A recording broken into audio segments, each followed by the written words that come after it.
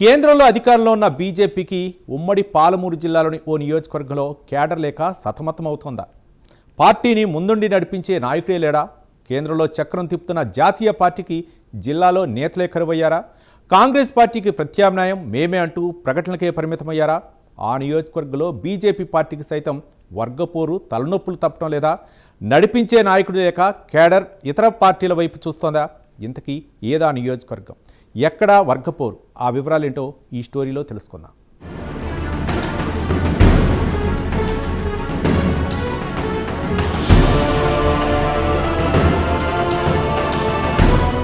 ఉమ్మడి పాలమూరు జిల్లాలో కూడా బీజేపీ పార్టీకి క్యాడర్ కొరత లేదని చెప్పవచ్చు. ఇప్పటికే మహబూబ్ నగర్ పార్లమెంటు సభ్యురాలిగా బీజేపీ పార్టీకి చెందిన డీకే అరుణ అఖండ విజయంతో బీజేపీ పార్టీని సంస్థాగతంగా మరింత బలోపేతం చేశారు. కానీ ఇప్పటి వరకు ఎమ్మెల్యే గానీ ఇతర ఎమ్మెల్సీ పదవులలో గానీ తన సత్తా చూపించలేకపోయింది.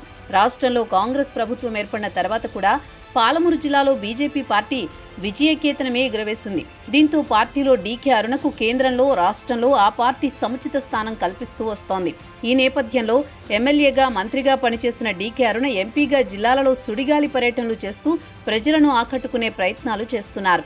కేంద్ర ప్రభుత్వం ప్రవేశపెడుతున్న సంక్షేమ పథకాలను గ్రామీణ ప్రాంతాల ప్రజల్లోకి తీసుకువెళ్లేందుకు కృషి చేస్తున్నారు. ఉమ్మడి పాలమూరు జిల్లా వ్యాప్తంగా కూడా బీజేపీ పార్టీని బలోపేతం చేసేందుకు డీకే అరుణ నడుం బిగించారు. ఇందులో భాగంగా ఉమ్మడి పాలమూరు జిల్లాలో విస్తృతంగా పర్యటనలు చేస్తూ పార్టీ క్యాడర్ను ఉత్తేజపరుస్తున్నారు. ప్రజల్లోకి చొచ్చుకుని వెళ్లేందుకు కృషి చేస్తున్నారు. అయినా చాలా ప్రాంతాల్లో నాయకుడు లేక పార్టీ చతికిల పడుతోందని టాక్ వినిపిస్తోంది.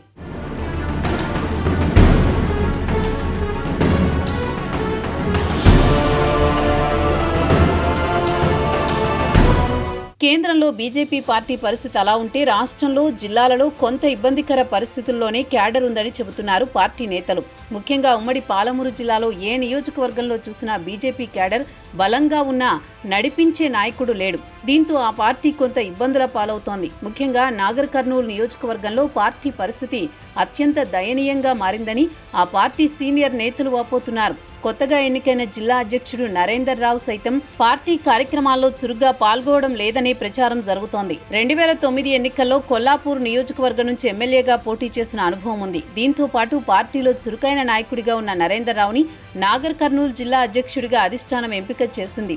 అధ్యక్షుడిగా ఎంపికై నెలలు గడుస్తున్నా నరేందర్ రావు ఇప్పటి వరకు నియోజకవర్గం వైపు కన్నెత్తి చూడలేదట.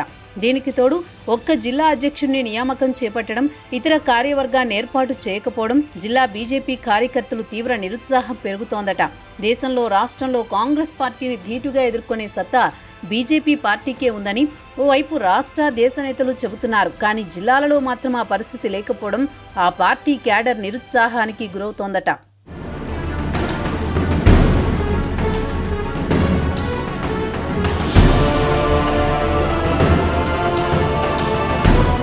అన్ని పార్టీల్లో ఉన్నట్టే బీజేపీ పార్టీలో కూడా వర్గపోరుతో క్యాడర్ సతమతమవుతోందట.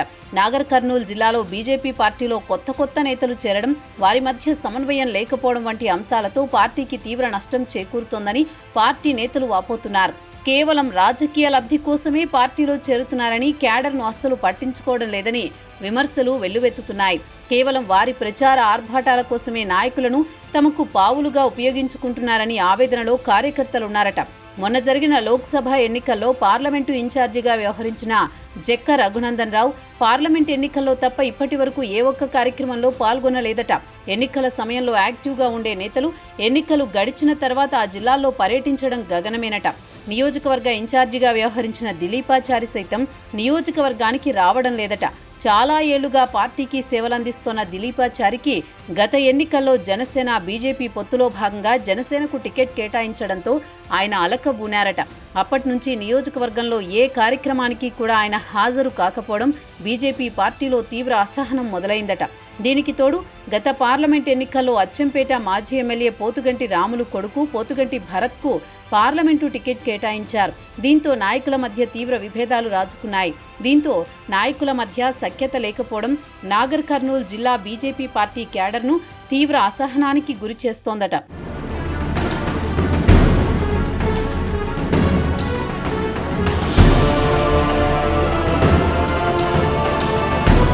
కొత్త నాయకులు పార్టీ పదవుల కోసమే వస్తున్నారన్న ప్రచారం సైతం ఆ జిల్లాలో చోటు చేసుకుంటోంది. బీజేపీ పార్టీ ఇచ్చే ఏ పిలుపుకైనా నాయకులు లేకపోవడం, కేవలం కింది స్థాయి కార్యకర్తలే ఆ కార్యక్రమాల్లో పాల్గొనడం ఆ పార్టీ ప్రతిష్ట మరింత దిగజార్చుతోందట. ఉమ్మడి పాలమూరు జిల్లాలో సీనియర్ నాయకుడైన బీజేపీ నేత టి ఆచారి సైతం నాగర్ కర్నూలు నియోజకవర్గం వైపు కన్నెత్తి చూడడం లేదట. దీంతో ఆ జిల్లాలో క్యాడర్ను నడిపించే నాయకుడు లేకపోవడం ఆ పార్టీకి తీవ్ర నష్టం చేకూరుస్తోందని సీనియర్ నాయకులు వాపోతున్నారట.